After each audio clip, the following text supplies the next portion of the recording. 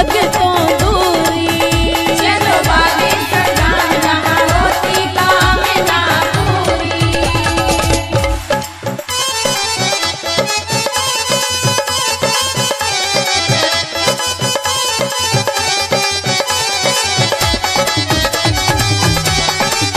विश्वनाथ मंदिर है। इस मंदिर के बनने की जो आइए, शुरुआत वेलकम हुई थी वेलकम है आपका खजुराहो मंदिर से में लेकर 1002 के बीच में बताई जाती है।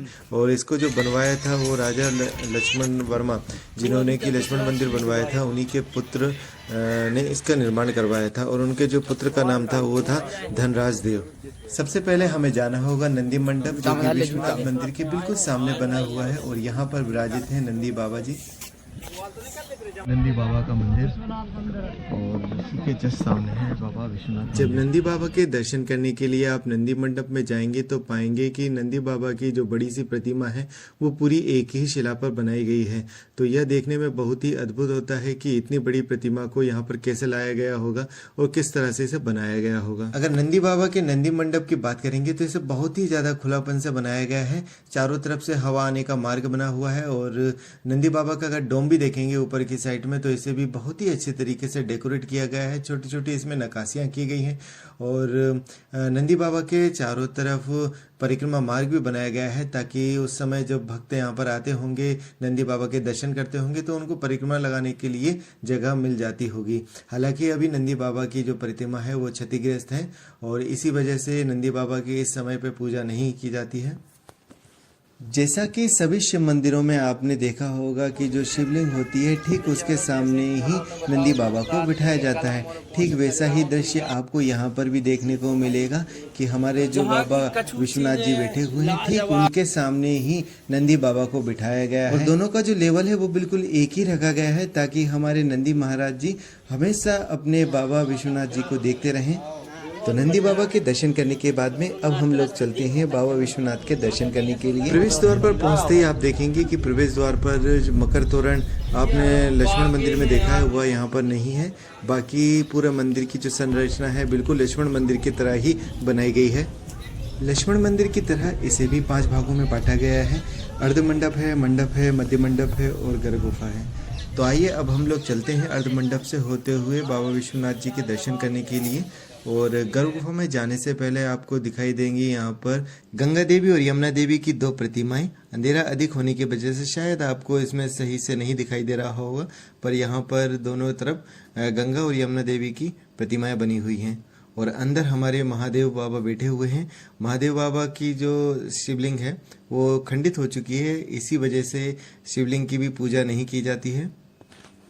और बाबा विश्वनाथ जी के जो गर्भ गुफा बनी है उसी के सामने ये जो अर्ध मंडप बना होता है, इसमें भजन वगैरह पूजा वगैरह की जाती थी। और इसे अर्ध मंडप इसलिए बोला जाता है कि अगर इसे आप इसके पिलरों को देखेंगे तो ये पूरी छत से टच नहीं है, आधे पिलर ही है, इसी वजह से इसे अर्ध मंडप बोला जाता है। पर आप इसके पिलरों में डिजाइन देखेंगे, इसमें जो नक्काशियां की गई अद्भुत की गई है, बहुत ही मंदिर की कलाएं देखिए आप। कलाओं में क्या है देखिए, किस तरह से दीवारों पर इतनी अच्छी बनाने वाले ने चित्र बनाए हैं। आप देख सकते हैं क्या कला है, अद्भुत कारीगरी है। आप देख रहे हैं कितनी ऊंची, थोड़ी बहुत होती तो दोस्तों चल जाती, लेकिन कितनी ऊंची ऊंची प्रतिमाएं बनी हुई हैं। आप मंदिर के अंदर जाएं तो इन सब वस्तुओं को अपने बाहर ही छोड़ के आए मंदिर के अंदर, इन सब भावनाओं से। मंदिर की बाहरी दीवारों पर देखिए क्या मस्त कारीगरी है दोस्तों। अब पता नहीं हमारा मोबाइल को टेढ़ होगा, पता चलता है कि उस समय कामदेव को भी कितना अधिक महत्व दिया जाता था। सामने है लक्ष्मण मंदिर, ये है विश्वनाथ मंदिर और सामने ही है नंदी बाबा मंदिर। तो ये मंदिर जैसा बना है लेकिन छोटा सा ही विराजित है नंदी बाबा मंदिर। इसके अंदर भगवान शिव जी की शिवलिंग स्थापित है।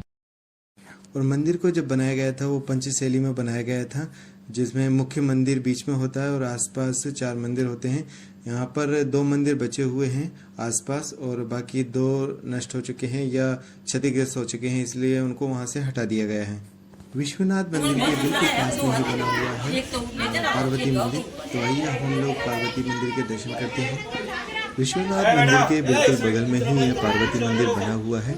यहाँ के जो लोकल टूरिस्ट गाइड हैं उन्होंने बताया कि पहले यहाँ ब्रह्मा जी का मंदिर हुआ करता था।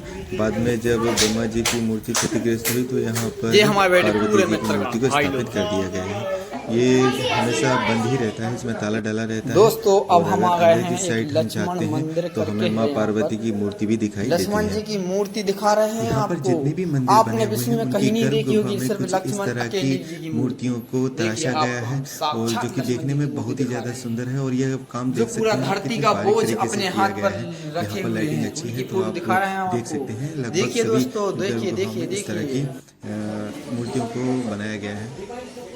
पार्वती मंदिर से आप देख सकते हैं कि विश्वनाथ मंदिर का जो व्यू है वो बहुत ही अल्टीमेट है, बहुत ही प्यारा है और यहाँ से लगभग सभी मंदिरों को देखा जा सकता है। तो आइए अब हम लोग चलते हैं दूसरा महत्वपूर्ण मंदिर जिसे चंद्रगुप्त मंदिर बोला जाता है और यह भगवान सूर्यदेव को भी समर्पित है। तो इसके बारे में थोड़ा सा जानकारी ले लेते हैं। इस मंदिर को जो बनवाया था 1000 ईस्वी से लेकर 1025वीं ईस्वी के बीच में बनवाया गया था और इसके जो निर्माता थे वो गर्गदेव वर्मा थे जो राजा थे उस समय के।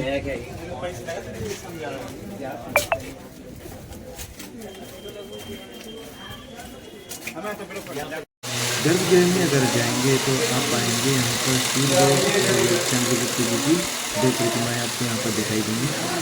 सामने जो रखी हुई है वो सूर्यदेव की प्रतिमा है जो कि आप देख सकते हैं कि नीचे 7 घोड़े बने हुए हैं और उनके ऊपर उनकी प्रतिमा विराजित है। चंद्रगुप्त जी की जो मूर्ति है वो थोड़ी सी ज़्यादा ही क्षतिग्रस्त हो चुकी है। गर्भगृह में बहुत अधिक अंधेरा होने की वजह से शायद आप लोगों को तस्वीरें पूर्ण रूप से स्पष्ट नहीं हो पा रही होंगी, पर गर्भगृह यहाँ पे जो भी जितनी मूर्तियाँ हैं वो सभी क्षतिग्रस्त हैं और इसी वजह से यहाँ पर पूजा पाठ नहीं किया जाता है। तो हिंदू रीति रिवाज में अगर कोई भी देवी देवता की मूर्ति खंडित हो जाती है, कोई भी भाग टूट जाता है तो फिर उसकी पूजा करने का कोई विधान नहीं है। इसी वजह से लगभग यहाँ पर जितने भी मंदिर हैं वहाँ पर पूजा